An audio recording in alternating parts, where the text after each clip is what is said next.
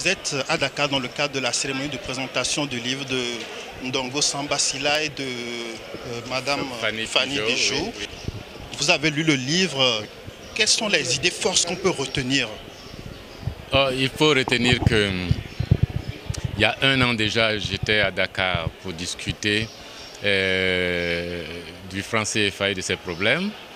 Et ces deux auteurs, les journalistes et chercheurs à Dakar, m'ont montré qu'il y avait une cellule de veille et que la question du CFA, nous ne lâcherons rien là-dessus. Nous allons continuer à en parler, à approfondir la critique et à approfondir aussi les propositions alternatives.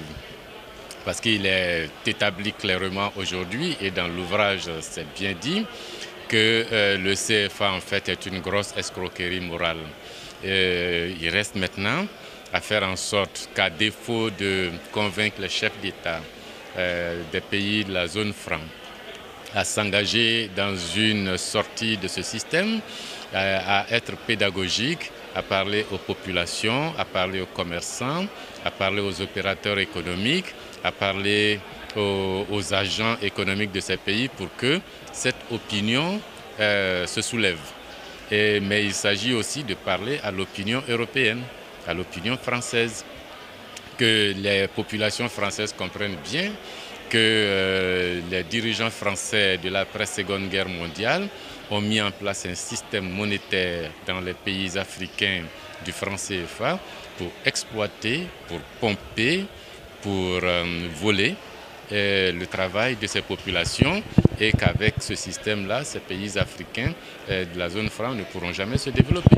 Dans le même temps, certains chefs d'État, comme le président de Côte d'Ivoire, Alassane Ouattara, disaient un jour dans un entretien que le CFA c'est une bonne monnaie, c'est une monnaie qui est adaptée aux économies africaines. Oui, il a été gouverneur de la Banque centrale.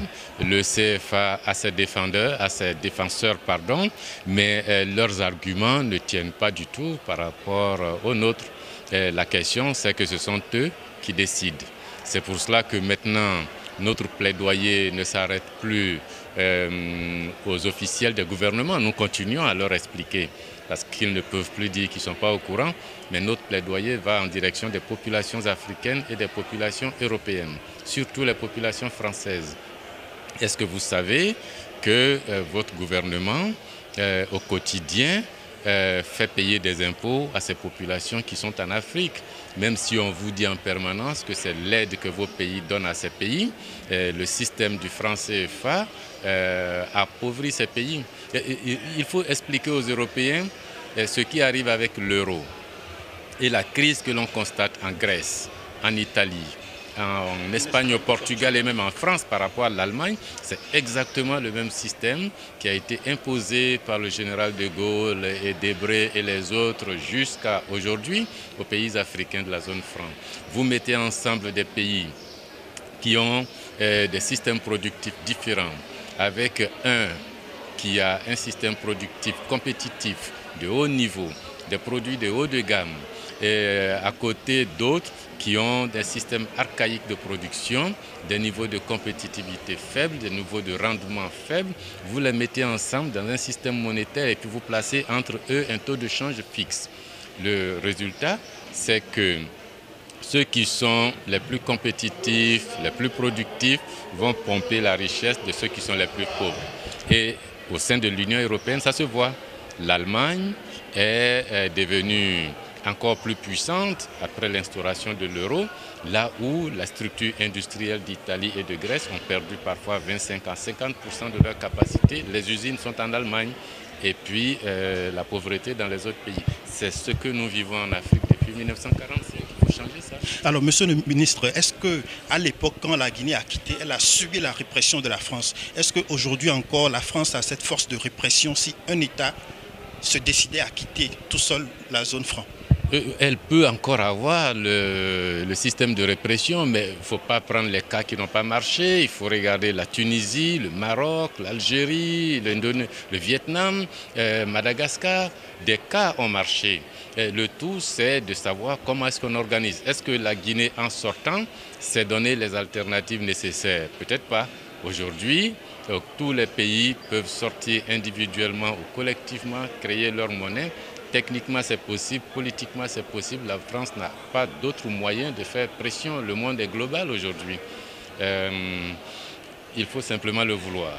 Alors, vous semblez dire que la CEDEAO, en lançant la création d'un logo, du nom, de la monnaie, a mis un peu la charrue avant les bœufs. C'est une réflexion à haute voix parce que dans la stratégie normale de création d'une monnaie, on commence d'abord par conceptualiser cette monnaie commune de la CEDEAO. Un document conceptuel doit être produit. C'est quoi cette monnaie? Ça va servir à quoi? Comme la commission dès lors a produit le traité de Maastricht. Il y a le concept. Et puis après le concept adopté, on a compris, on va élaborer le traité qui crée l'union économique et monétaire en question. Vous voulez une nouvelle monnaie dans la CEDEAO? C'est une union économique et monétaire qui va créer cette monnaie. Comment s'appelle cette union? Comment est-ce qu'elle sera structurée? Où est-ce qu'elle va s'installer? Quels sont ses... Enfin, on fait un traité. Et les chefs d'État adoptent ce traité et les peuples vont ratifier ce traité. On est informé que quelque chose va se passer. Et puis, la troisième étape, c'est de rédiger les statuts de la Banque centrale qui va créer cette monnaie CEDEAO. La Banque centrale, elle va se situer où? Les réserves d'échange vont se gérer comment? La parité entre la monnaie qui va être CEDEAO et les monnaies actuelles va se fixer comment?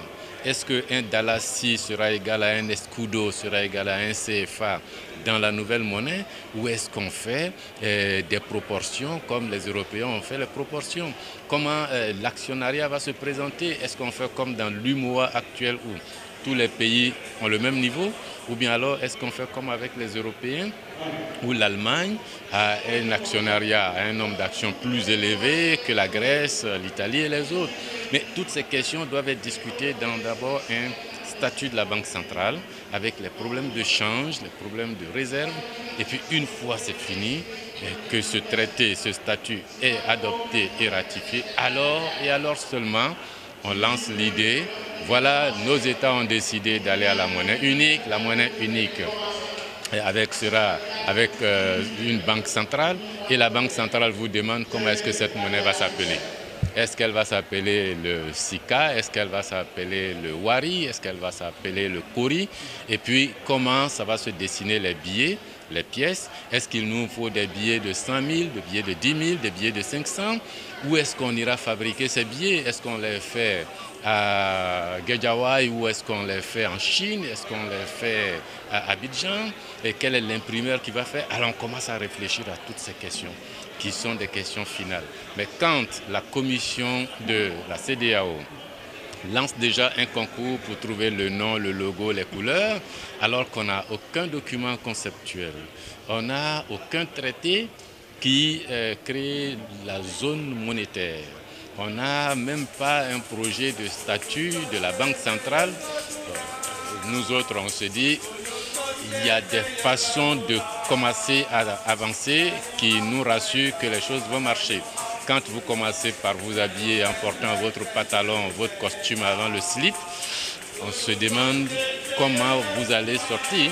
Avez-vous adressé ces observations à la Commission? Je les ai formulées à plusieurs reprises, mais pas à la Commission. Il se pose également la question de l'après-CFA en termes de gestion de cette monnaie. Est-ce que cette question est réglée? Ce sont les États qui doivent régler, mais théoriquement, cette question est réglée. En termes de recherche, cette question est réglée. L'ouvrage dont on vient de parler trace les voies qui sont connues. Vous voulez sortir du CFA, on sait comment il faut le faire. Qu'est-ce que vous faites en sortant, on sait comment il faut le faire.